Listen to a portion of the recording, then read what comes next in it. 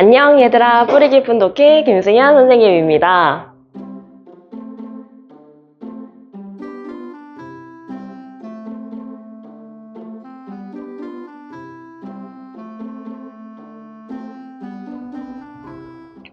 자, 오늘은 일제강점기에 접어들고 나서 근자감 두 번째 영상입니다.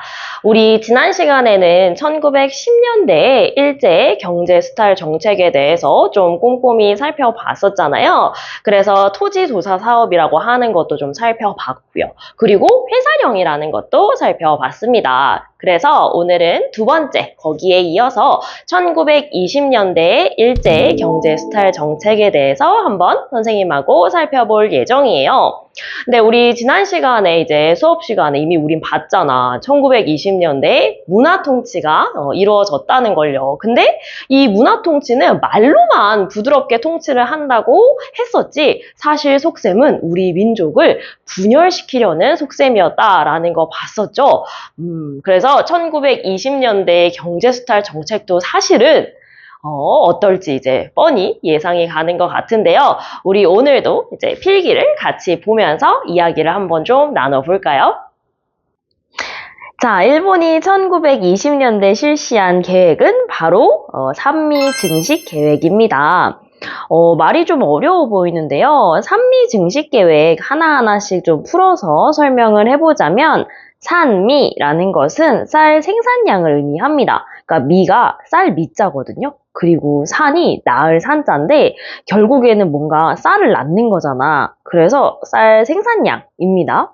그리고 증식이라고 하는 것은 이제 늘린다는 뜻이야.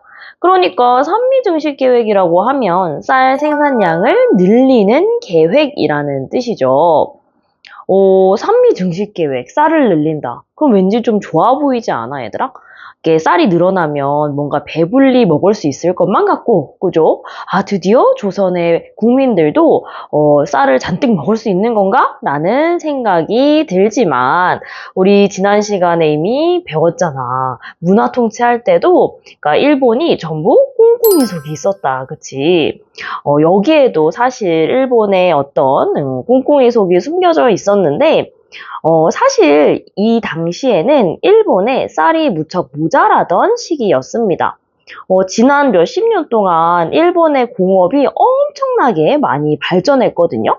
그러니까 공업이 발전하니까 이제 아주 멋지게 공장도 많이 들어섰을 거고, 또 많은 사람들이 이제 노동자로 취직을 해서 일을 하고 있었겠지.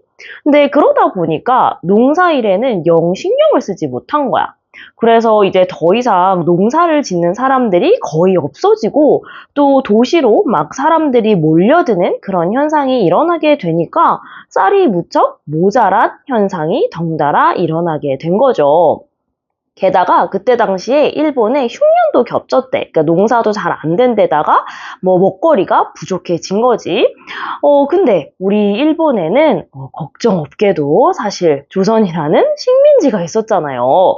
그러니까 일본 입장에서는 조선에 쌀을 생산량을 많이 늘려가지고 일본에 들여오면 되겠다라는 생각을 한 거지.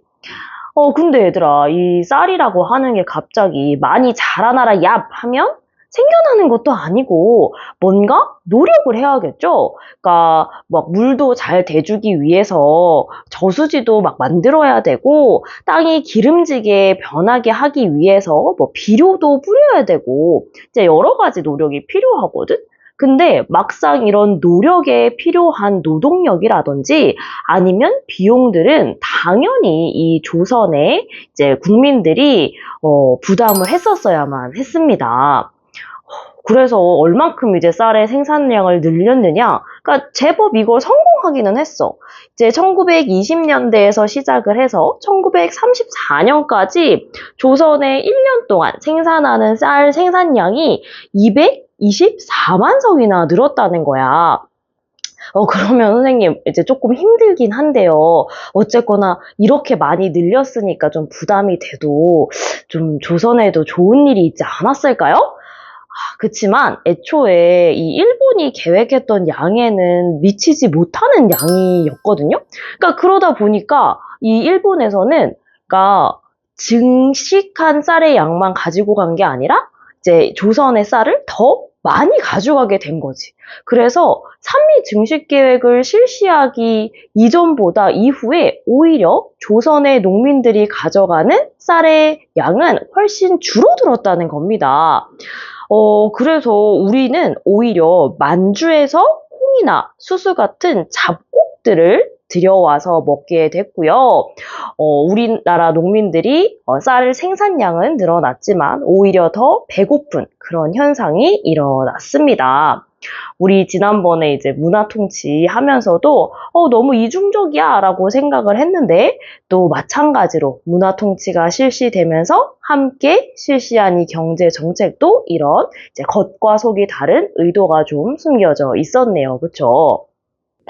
자, 그러면 1920년대 총독부의 경제 정책을 마저 정리를 해보면 일본은 조선의 쌀의 생산량을 늘리려는 산미 증식 계획을 실시했다. 그런데 알고 보니 이거는 쌀 생산량을 늘려서 일본으로 가져가려는 속셈이었다. 그리고 두 번째, 연간 쌀 생산량이 늘긴 늘었으나 일본이 계획했던 양에는 미치지 못했기 때문에 오히려 늘어난 쌀보다 훨씬 더 많은 양을 일본에게 보내게 됐다. 그러다 보니까 우리 국민들은 오히려 쌀 생산량은 늘어났지만 만주에서 들여온 콩이나 수수 같은 잡곡을 먹게 됐다. 그리고 세 번째, 이렇게 쌀 생산량을 늘리기 위해 필요한 노동력이나 비용까지도 모두 우리 조선의 국민이 이제 부담을 해야 됐기 때문에 오히려 세금, 그리고 비료값, 수리시설 비용, 이런 사용 비용 때문에 농민이 너무너무 힘들었고, 이때도 소장농으로 전락한 농민들이 많아지게 됐다. 이렇게 세 가지로 정리해 볼 수 있겠네요. 자, 오늘의 영상은 여기까지고요. 오늘도 영상 보느라 너무 고생 많았어요. 오늘 내용도 지난 시간에 이어서 좀 어려웠죠? 혹시 이해가 안 되는 부분이 있다면 그것까지 꼼꼼히 필기해서 가져오시길 바랍니다. 자, 오늘 영상 보느라 고생했고요. 안녕!